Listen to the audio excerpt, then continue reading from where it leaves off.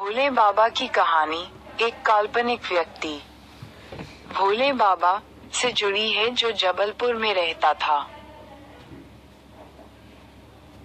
और दिव्यांग था। वह पैरों से स्लेट पर लिखकर अपनी बात बताते थे और अपने पैरों से भक्तों को आशीर्वाद देते थे, जिससे उनकी मनोकामनाएं पूरी होती थीं। इसके अलावा भोले बाबा का संदर्भ अक्सर पौराणिक कथाओं में भगवान शिव से जुड़ा होता है, जो बहुत दयालु और प्रसन्न होने में सरल माने जाते हैं, जैसे कि नंदी बैल का शिवजी का वाहन बनना और सोमवार व्रत कथा में साहूकार के बेटे को 12 साल की आयु का वरदान मिलना, जो बाद में माता पार्वती के आग्रह पर शिवजी ने लंबी आयु दे दी। जबलपुर के दिव्य भोले बाबा। दिव्यांगता और अद्वितीय शक्ति। एक ऐसी कहानी प्रचलित है कि जबलपुर के शक्ति नगर में भोले बाबा नाम के एक दिव्यांग संत रहते थे। वह न तो बोल सकते थे और न ही अपने हाथों का उपयोग कर सकते थे, बल्कि अपने पैरों से ही सारा काम करते थे। पैरों से आशीर्वाद। जो भी भक्त अपनी मनोकामना लेकर उनके पास आता था, बाबा पैरों से स्लेट पर लिखकर उसकी समस्या का समाधान बताते थे।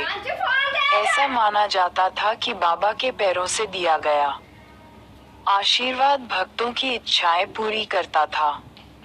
लोगों का विश्वास है। धीरे धीरे लोगों ने उनकी मदद करना शुरू कर दिया और उनकी आस्था बढ़ गई। कई लोग उन्हें लात मारकर आशीर्वाद देने के लिए भी याद करते थे, जिसके बाद उनकी इच्छाएं पूरी होती थीं। भगवान शिव से जुड़ी कथाएं। नंदी का वाहन बनना। पौराणिक कथाओं के अनुसार भगवान शिव के वाहन नंदी की नियुक्ति की एक कहानी है। यमराज ने शिवजी को प्रसन्न करने के लिए कठिन तपस्या की थी। शिव प्रसन्न हुए और उन्होंने यम को बैल रूप में अपना वाहन स्वीकार किया। नंदी को यह आशीर्वाद भी मिला कि उनकी पूजा के बाद ही शिवजी की पूजा होगी, इसलिए हर शिवालय में नंदी की मूर्ति होती है।